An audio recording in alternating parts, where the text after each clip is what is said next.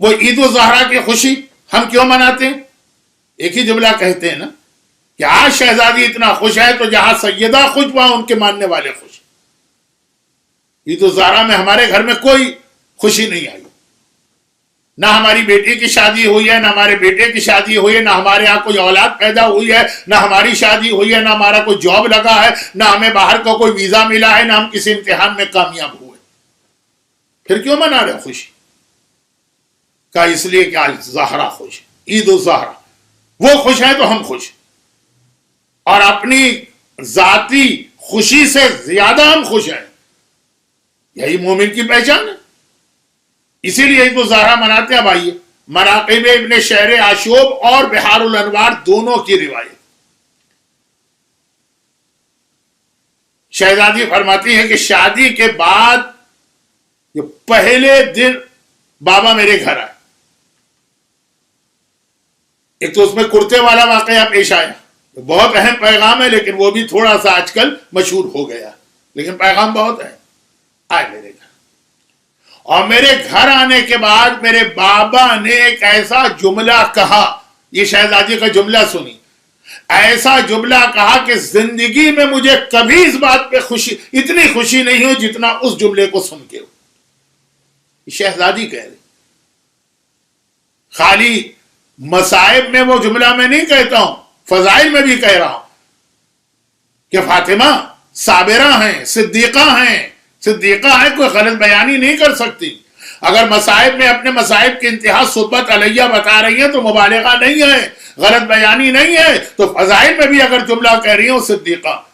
اتنی خوشی مجھے کبھی نہیں ہوئی جتنی بابا کے جملہ سن کے ہوئی. اچھا، اب عید الزہرا جس وجہ سے ہم مناتے ہیں وہ ساری چیزیں ذہن میں لے کے آئی. فاطمہ کے گھر کی جتنی خوشیاں ہیں سب ذہن میں لے کے آئی. سب سے پہلی خوشی یہی فاطمہ کے گھر میں آئی تو شادی والی. فاطمہ کی پیدائش سے لے کر فاطمہ کی شادی تک، دنیاوی اعتبار سے بات کر رہا ہوں، اس گھر میں مصیبتیں ہی نظر آ رہی ہیں. یعنی مصیبت کا لفظ اچھا نہیں ہے تو امتحان، ابتلا. پیدا ہوئی، ماں کی حالت دیکھی. شیب ابی طالب میں فوراً چلے گئے یہ لوگ. 3 سال وہ گزارے، یعنی فوراً کا مطلب 2 سال کی عمر تھی. وہاں سے نکلے، ماں کا انتقال ہو گیا، ابو طالب کا انتقال ہو گیا. وہ انتقال ہوا تو کفار مکہ کے مظالم تو کئی گنا بڑھ گئے، ہجرت کرنا پڑی. مدینے آئے تو یہاں کھانے کو نہیں ہے، رہنے کو نہیں ہے. پہلی خوشی جو فاطمہ کی ولادت کے بعد اس گھر میں آئی ہے وہ فاطمہ کی شادی. اب عید الزہرا کی ہم جتنی مناسبتیں بتاتے ہیں نا وہ سب اس کے بعد کی. امام حسن پیدا ہوئے، یہ ہم نے کہا عید الزہرا، لیکن یہ شادی کے بعد کا مرحلہ ہے نا. نعوذ باللہ توہین آمیز جملہ نہ بن جائے. چاہے وہ ہو، چاہے حسین کے قاتلوں سے انتقام ہو، چاہے امام زمانے کی امامت ہو، جو عید الزہرا کی مناسبت فاطمہ، یہ ساری خوشیاں بات کی. سب سے پہلی خوشی تو شادی کی ہے نا. یہ شادی کے بعد جو پہلی بار باپ میرے گھر آیا، کب آیا؟ اسی دن تو آگے. دن کا مطلب ہے within 24 hours. کل رخصتی ہوئی، آج باپ بیٹی کے گھر پہنچا. اور ایک ایسا جملہ کہہ رہے ہیں، شہزادی کے الفاظ ہیں صدیقہ طاہرہ کے. بحار الانوار میں علامہ مجلسی نے لکھا، مناقب میں ابن شہر آشوب نے لکھا. شہزادی کہتی ہے جملہ سن کر مجھے اتنی خوشی ہوئی کہ زندگی میں اتنی خوشی کبھی نہیں ہوئی تھی. یہ رضا زہرا. کس چیز نے شہزادی کو اتنا خوش کیا؟ وہی تو رضا زہرا ہوگی نا. ہاں، اگر وہ ان کے اپنے ذاتی فضائل کے حوالے سے ہوتا کہ چادر میں مجھے لیا آئے، تطہیر آئی، جبرائیل آئے، تو یہ ہمارے لیے صرف فضائل کی وجہ سے خوشی کا موقع تھا. ہم اپنے گھر میں یہ رضا زہرا نہیں لا سکتے تھے. یعنی اگر ہم اپنے گھر میں چادر اوڑھ کے اپنے نواسوں اور بیٹی کو جمع کرتے تو وہ رضا زہرا نہیں بنتی. لیکن یہ جو جملہ شہزادی بتا رہی ہے تو آپ کے گھر کا جملہ کیا ایسا جملہ ہے کہ شہزادی کا بابا کی حدیث پر یہ کامنٹ ہے کہ زندگی میں مجھے اتنی خوشی کبھی نہیں ہوئی جتنی اس دفعہ اس جملے کو سن کے ہوئی. اس کے بعد 3-4 خوشیاں اور ملی. وہ آپ نے سنا حسن کی ولادت، حسین کی ولادت، گرچہ وہاں تو ماتم بھی اتنا ہی ہوا، لیکن یہ پہلی خوشی کیا تھا؟ پیغمبر گھر میں آتے ہیں اور آنے کے بعد بیٹی اور داماد کو بٹھاتے ہیں سامنے اور کہتے ہیں کہ اے ابا الحسن اور اے میری بیٹی،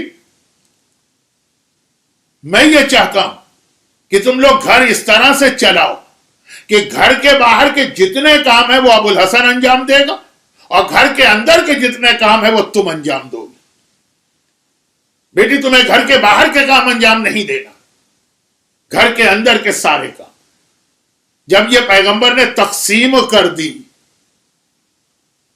تو فاطمہ کہتی ہیں یہ سن کر کہ میرے بابا نے مجھے گھر سے نکلنے سے ایک طرح سے ایگزمپٹ کر دیا ہے، معاف کر دیا، اتنی خوشی ہوئی کہ زندگی میں کبھی اس سے پہلے اتنی خوشی مجھے کبھی نہیں ہوئی تھی۔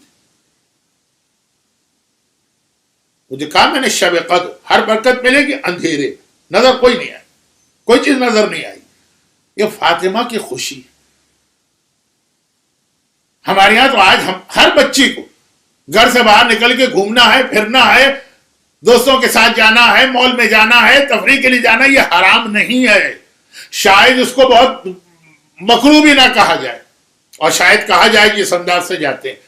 اب میں مسائل بتانے کی پوزیشن میں نہیں ہوں، وہ تقریر کا وقت ختم ہو رہا، لیکن بابا کا اتنا کہہ دینا، عورت کے لیے جاب کرنا حرام ہے؟ نہیں۔ عورت کے لیے بزنس کرنا حرام ہے؟ نہیں۔ لیکن اصل جو ذمہ داری، آج تو میں جانتا ہوں چونکہ میں اتنا پرانا ہو چکا ہوں آپ کے درمیان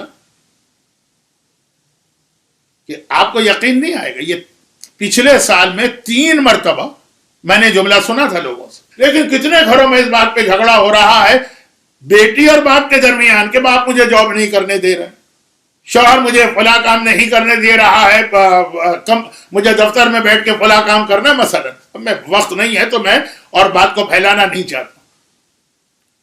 اجازت الگ چیز ہے، مگر شہزادی کی خوشی دیکھیے، رضائے زہرا، موضوع یاد رکھیے، رضائے زہرا اتنا خوش ہے، اتنا خوش ہے کہ اگر عید الظہر ہم مناتے ہیں شہزادی کی خوشی کی وجہ سے تو یہ بھی شہزادی ہی کی خوشی ہے۔ خیر اس معیار کی تو نہیں ہے، اس لیول کی تو نہیں، لیکن یہ بھی شہزادی کی خوشی۔ بابا یہ تقسیم کار کر کے گئے۔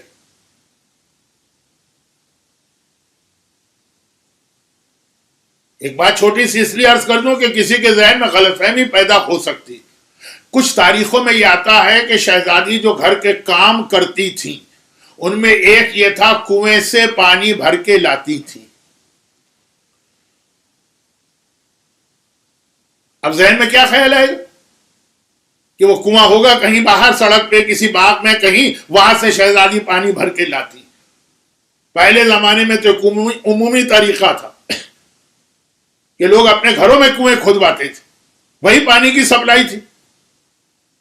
اور شہزادی کے ہاں تو خاص تاریخ میں لکھا، آج بھی آپ انٹرنیٹ پہ جائیے اور سرچ کیجئے یوٹیوب پر کہ اولڈسٹ پکچر آف مسجد النبوی، تو جو پکچر آپ کے سامنے آئے گی اس میں کھجور کا درخت نظر آ رہا ہوگا، شہزادی کا حجرہ، یہ درخت اس میں، اور وہیں کنواں تھا۔ جہاں کھجور کا درخت ہوتا ہے اس کے اندر ہی ایک کنواں، وہیں پہ ایک کنواں کھودا جاتا ہے، تو وہ بھی گھر کے اندر تھی، گھر کے باہر نہیں تھی۔ نکلنا حرام ہے کہ حرام نہیں، میں فقہی مسئلہ نہیں بتا رہا ہوں، ہاں وہ تو واضح ہے کہ شوہر کی اجازت کے بغیر نکلنا حرام ہے، اس میں تو کوئی بحث کی گنجائش ہی نہیں۔ لیکن شہزادی کی خوشی، رضائے زہرا۔ پرسوں میں نے ایک جملہ کہا تھا، آج اسی جملے کا دوسرا حصہ۔